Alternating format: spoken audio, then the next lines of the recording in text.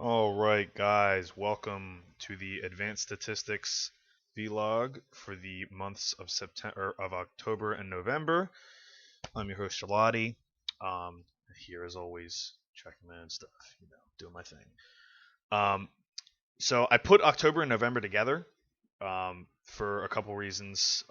I was away at Worlds, and I didn't play my first ranked game back until October 9th, so that was part of it. And then the season ended November 11th, or the rewards were doled out. The season didn't really end, or whatever. Like the Riot's season end. So it was about a month, so I just did from then to now. So this will be like over the course of 2 months. I'm going to end up doing an end of season analysis video after the season's actually over, like preseason included. Like until the big patch hits, I'll do like I'm gonna keep playing ranked. I'm gonna keep tracking everything, and once the big patch hits, I'll call that the season end, and then I'll go back and I'm gonna do a whole video analyzing like my season stats as a whole. I'm gonna compile everything and throw it all together, and we'll see what happens at the end.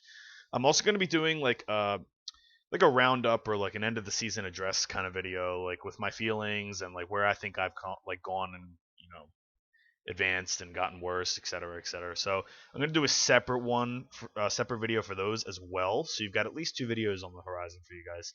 But I'm going to keep this one solely for the numbers for this past month for like my end of the season grind. So I didn't get diamond like for my border, but I'm still going to be playing rank to improve my MMR and spoiler alert, I guess. I'm still going to be playing rank to improve my MMR, and I'm going to really be trying to get diamond anyway, just because it's a personal goal I have, and I'm going to keep going for it. So before I hop into the numbers, I need to give you guys a little heads up.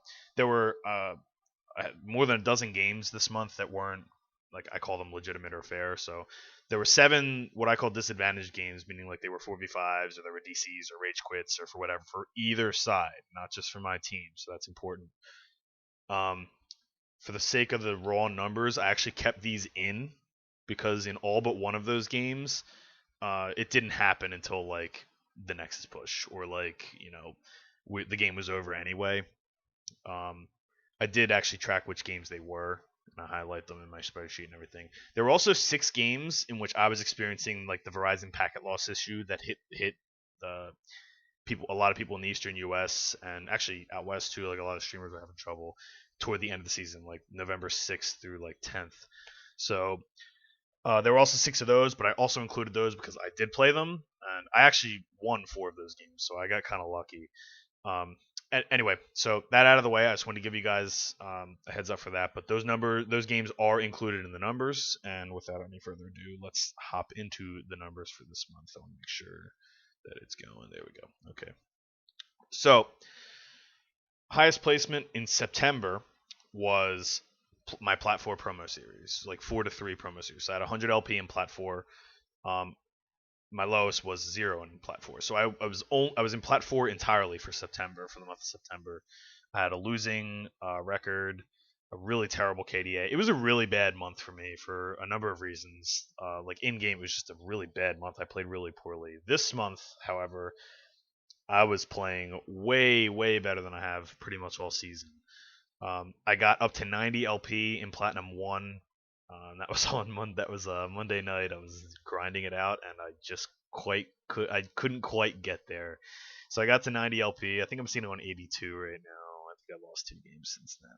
My lowest placement this month was Plat 4 14 LP. So I went from 14 LP in Plat 4 all the way up to 90 LP in Plat 1 in a month. Well, 33 days.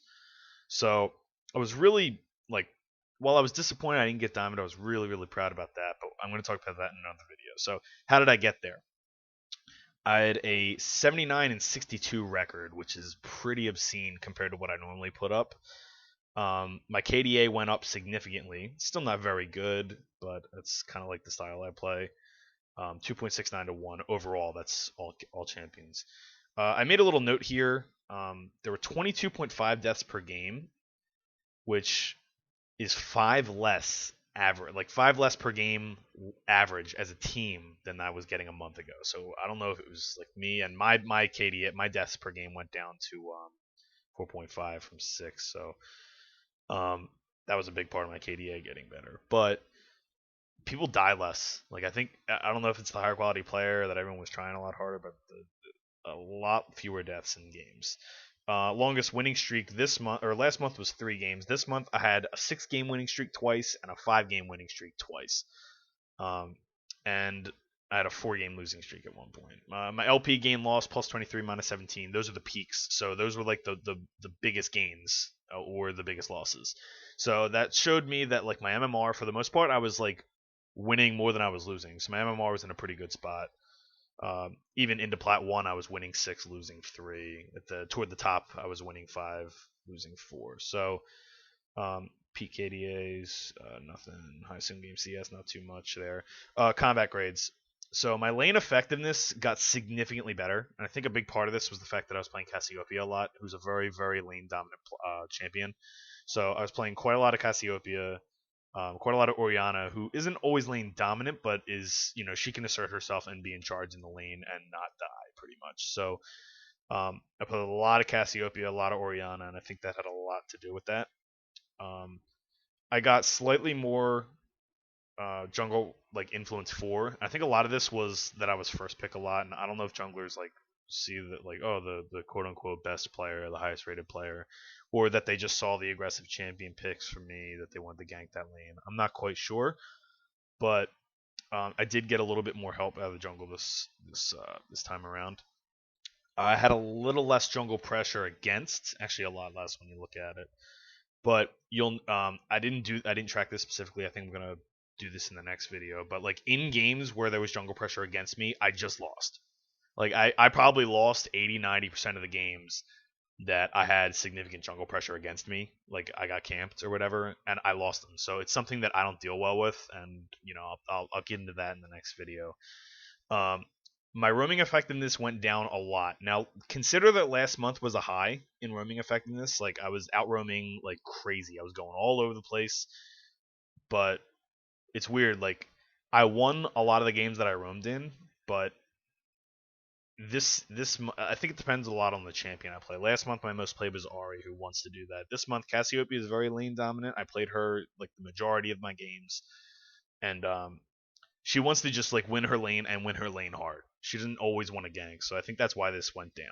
It's still positive, which means on the whole I was still out roaming my opponents, but it wasn't like dramatic like it was last month. Contribution grades, slightly less positive contribution, 20.22 is 0.28 less.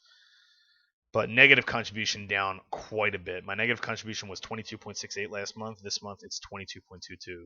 So exact positive negative contribution means over the course of 140 games, I had an even net contribution average, which is the net contribution average is the average the average of all the positive contributions and the average of all the negative contributions, the sum of that, which came out to 0. So 20.22 and 20.220. So and it was an even split right down the middle. There were 70 games even, or 70 games positive, 70 games negative, and 1 game even. Like that's that is as crazy a statistic to me. Like that was, I actually laughed when I like entered that in. I was like, wow, really? So I went 39-31 in the games where I had a positive contribution, and 40-30 in the games I had negative. Now keep in mind, a lot of these games, the 40 like the negative games, that's not necessarily a bad thing. Like, or it's not necessarily a good thing. You don't want to take that and be like, oh, well, I can just go and die or whatever, and it matters. Or like I win more when that happens. Like, no, that's not the case. It just so happened to be this time, and it shows a little bit of me willing to make the sacrifice for the team. But it's not always like that in every game. A lot of them I just happen to win. So we'll go down to the damage statistics here. I separated this a little bit to make it easier to see. So I took out. Oh, I might have miscopied and pasted. Oh, well, I did actually calc these out. I will go back and change that. Average goal or average percent damage. Oh no, I did. Okay, I'm good. I'm good. I'm good. I just separated it differently. I formatted the file differently. So I did slightly less damage overall across all champions. Like that's all roles. But if you take out the games that I supported in, I did a little bit more damage than I was doing last month. So I'm being more efficient with my spells, items, builds, whatever it happens to be. So not too much of a difference there, but a slight increase, which is good. Going down to gold, I had a less average gold 4, Like, and average goal for is across all games, all champions. In non-support games, I had slightly more. Like I had 2 goal per minute more. So 342.9 is it's like an okay number. It's not good. When you see some of the pros having like 400 plus and like Faker having like 500 during Worlds, like it's obscene numbers. But for solo queue where you can't guarantee all these objectives and everything, it's actually not a bad number. I'm still going to be seeking to improve that. In non-sport games, against, I had a significantly lower goal per uh, goal per minute allowed to my opponents. So that's good. Most played champions. This month, last month it was Ari. I went 6-4. I had a 2.4 KDA and some other things. This month I played 62 games of Cassiopeia. So I played 62 out of the 141 games I played this month on Cassiopeia. I went 40-22. So I think a lot of this has to do with the patch.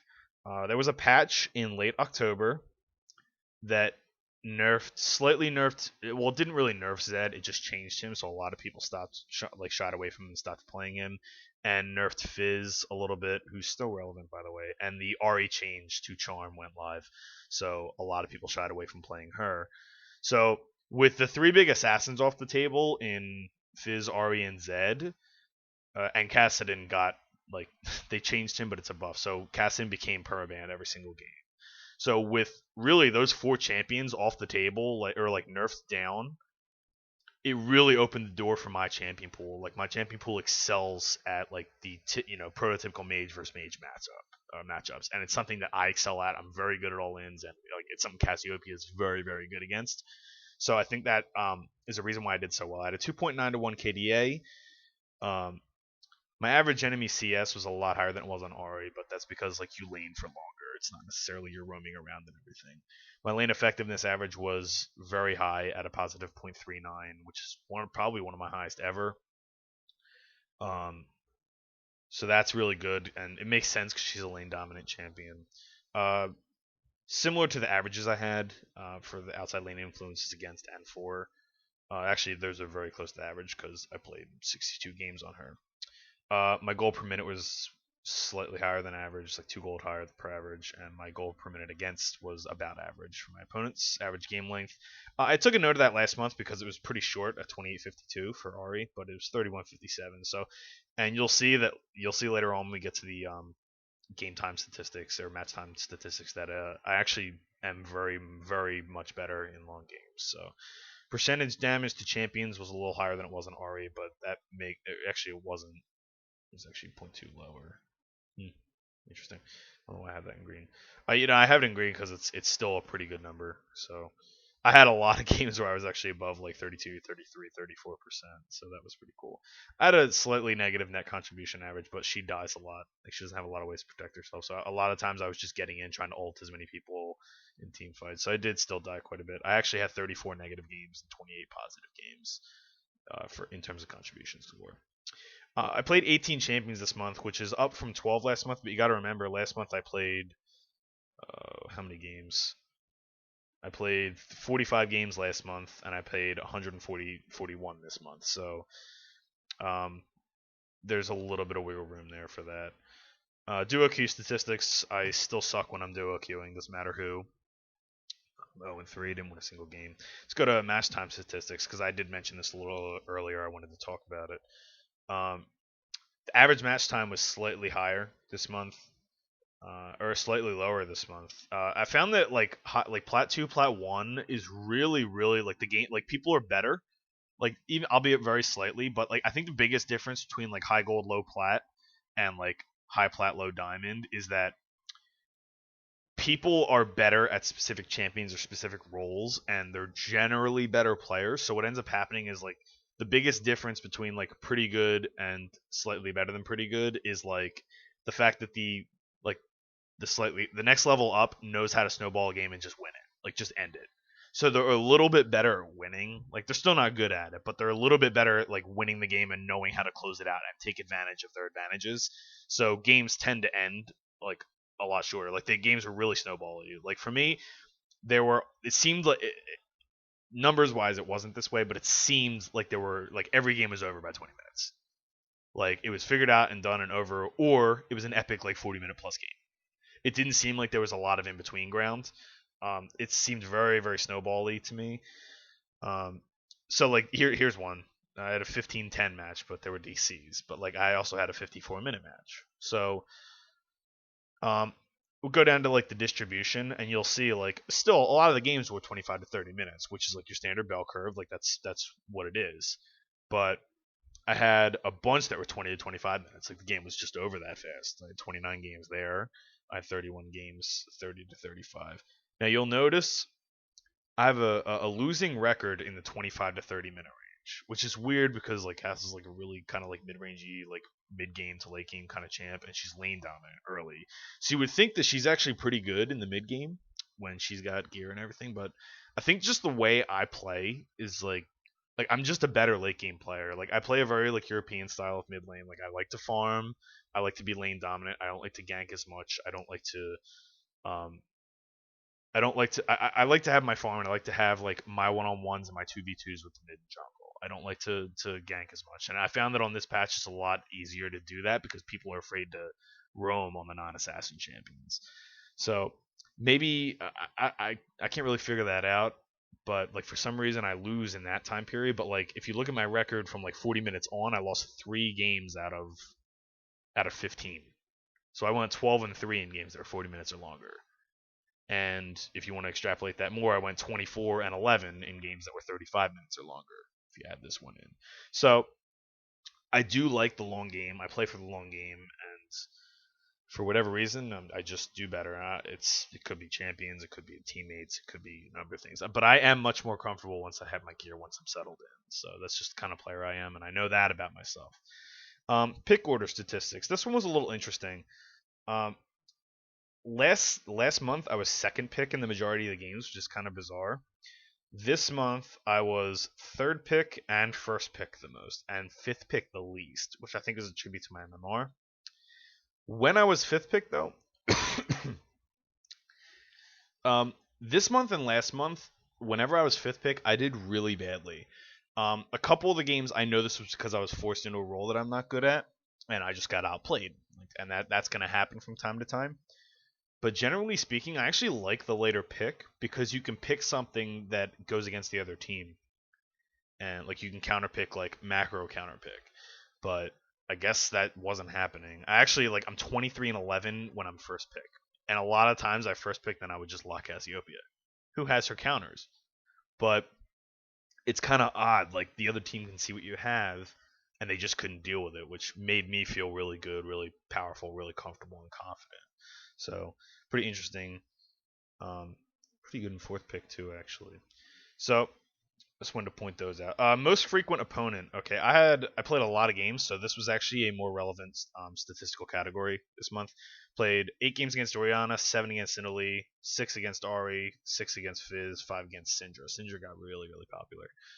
I went 5-3 against Oriana, 1-6 against Italy, who's definitely the worst matchup here. 4-2 against Ari, 5-1 against Fizz, which I think was the best matchup here, and 3-2 against Sidra, which is pretty even. So strongest matchup was against Fizz. I went 5-1.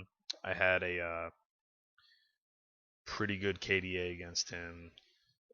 Farm numbers very low against Fizz, and a lot of that's because you're duking it out and dueling all the time. So I had a negative net contribution score against him, but I didn't lose lane. So the lane effectiveness is even, but it's important when you're playing against an assassin not to lose the lane or to at least get your farm. A lot of the ways I did this was I would just roam, like so I wouldn't have to keep doing that. It would be like less like smashing my head against a wall and more like just dealing with it. I played Cassiopeia in most of those games. I went undefeated in that matchup. It's a matchup that a lot of people have trouble with and think it's a counter, but I've just done it so many times that I know how the Fizz players react. You can put your miasma down on you and outspam them pretty much. So my weakest matchup, for a strange reason, I wanted to talk about this a little bit, was against Nidalee. Now, the Cassio versus Nidalee matchup is actually pretty good for Cassiopeia. I think I just lost against Nidalee. It's not even if you look like my contribution score was better, my lane effectiveness was better. I think Nidalee is just such a strong champion in solo queue because people don't know how to respond to her. So I think a lot of these games I didn't really lose. Like if you look like down like the lane effectiveness, the net contribution, I didn't lose against Nidalee. My team lost as against the other team with an Italy on it. So it was. I'm not like blaming my teammates, but I think it's a strong enough chance. Like that's a very compelling argument to ban her because no matter what I do against her, she still gets her farm and still gets everything. It's a lot like Zed. Zed's the same way. Like I could dominate a Zed, but it doesn't matter because he can just play safe and get his farm if he needs to. So that was interesting. I was 0-5 as Cassiopeia against her, which is really frustrating because it's a really good lane matchup too. I didn't play any summoners more than once in lane. Like I didn't have a mid versus mid matchup against the same guy twice at all in 141 games. But I did see a lot of people in multiple games that were like similar to my MMR. So they just weren't. It wasn't the same exact matchup. So situational statistics. I had 8 first bloods, 4 and 8 against. I was 3-5 when getting first blood, 3-5 when giving it up, which is weird because you would think I could snowball it or the other way around, but the games just didn't pan out. Positional stats. I wanted to get into this quite a bit. The sessions I actually removed these, so we'll get to those in a little bit. I had 14 and 17 record last month when I was playing mid, and that was just a tribute to like I played really poorly against the assassin meta. You take the assassins out, and look, I went 55 and 35. 2.92 to 1 KDA, a 0.34 lane effectiveness. Like I was significantly better at mid this month, and a lot of it was because they were matchups that I liked, matchups that were good. My strongest champion is in a very good spot, and a lot of people aren't playing her, which surprises me. But I lost one game on AD. I had a negative win loss on support. So if I was able to like play decent support this month, and I know like I lost lane quite a bit this month, as the lane effectiveness average shows. I just got dominated. Like I just got outplayed by like good AD players, and that's what happened. Um, so if I could have like maybe had this 500, that could have been the difference between plat and diamond by the end of the season. So didn't happen, but I just want to point out I had a losing record on support last month too, so I might need to like revisit that in the off season and improve those numbers. Environmental statistics. Yeah, I had a couple games jungling. The top game that was Zach. This was Udyr. And the AD game was MF, and I got stomped, so we won't talk about that one.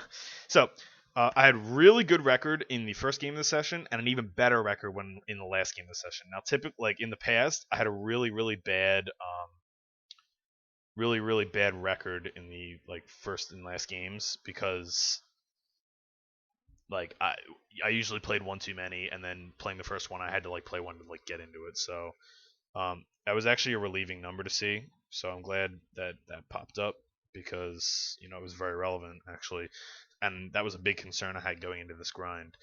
Um, no single game sessions. I had a 12 game session at one point in which I went 6-6, and that was like during my grind. Like that was Monday night. Like it was Monday afternoon all the way until like midnight on Monday. So that was like my final push. Time of day. This one's relevant. And it reassures like something I thought actually that wasn't consistent with last month, but I was losing everywhere last month. So I went 40 and 25 in the night block, and I don't know if it's because I'm more mellow or chilled out, or like I have found that people are more mellow. I think there's less little kids on that late at night, and there's just less rage. And I don't know if it's just like people that are apathetic and tired or not, but that's just the way it goes. It was 2 and 3 in the morning.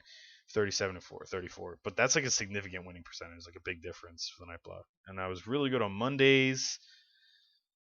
Uh, Other than that, like music wise, like just this is like something I do for fun. Like I was really good listening to New Protesta Hero, so it was an album I was really digging. I felt really good. So let's go to the goals real fast to round this up because I believe I'm almost out of time or out of time. So I set a couple goals for myself in September. The first one was to shore up my matchups against the assassins. Now a lot of that. Oh, let's go here. So a lot of that was the fact that a lot of them got nerfed, or one of them got banned, or two of them got banned every game. So it was really helping me out in this grind, and it really helped me get better. So I'm gonna call it a success, but it's a guarded success just because a lot of them got nerfed. So it's kind of hard to tell. Big increase in lane effectiveness. I was 11 and 4 against Zed, Ari, Kassadin, and Fizz combined. So the second goal I set was to not tilt anymore, and that didn't happen. I had 9 games where I had a negative contribution rating, Actually, I had 9 games with a net contribution rating below -20, which is like way out of line. And there were another ones. There were a couple other games where I was just like really high negative, like net contribution, and it didn't quite go that. There were a number in like the teens as well. So I did tilt pretty hard. I was playing like real high risk, high reward, but I wasn't thinking about it, which is the problem. So if you're thinking about it and doing that, it's okay. But if you're not, then it's not okay. Goal 3 was to maintain a roaming effectiveness grade of 0.32, which is what I had in September. I did not do that. I'm going to call it a slight failure, though, because I increased my lane effectiveness by a ton. And a lot of it was the champions I was playing. So I played a lot of Cass and Orianna. Orianna can roam, but Cassiopeia is not quite as good of a roaming champion. At least for like lane ganks and stuff, she's a lot better at just going and pressuring the jungle. So I did do quite a bit of that, but overall I didn't roam as much because I was worried about the 2v2 and 1v1 in mid lane. So I'll call that a slight failure, but it really was just a trade off to dominate lane more. So I'm giving myself 1.5 out of 3 goals that I set, and the bonus goal was Diamond 5, and you know what? I didn't get there. I got really close. It was 90 LP in Plat 1. It's respectable, but you know what? I had my opportunities, and I could have been playing, and there were other things that popped up, and I'm going to talk about that in a separate video. So there's really no excuses. I think I got what I deserved, and I think going from Plat 4 to Plat 1 at 90 LP in like 4 to 5 weeks is it's at 33 days, so like 4.5 weeks. That's like a pretty nice accomplishment, and I'm really proud of myself, and it gave me the confidence, and I think I can do it, so I'm going to keep going forward. So that'll round up this month. That was the end of the season. I'll be doing a complete season analysis once the actual season's over, meaning I'm going to be going to solo queue probably right after I do this video, and I'm going to be doing solo queue. I'm still going to be tracking the stats until the actual like season 4 patch hits, and then I'll do a big roundup for this season, and I'll let you guys know then when it's coming out. But pretty soon I'm going to be doing a roundup, like my address, like feelings, how I felt, etc., things I need to do better. But for now, that's it for this video, guys.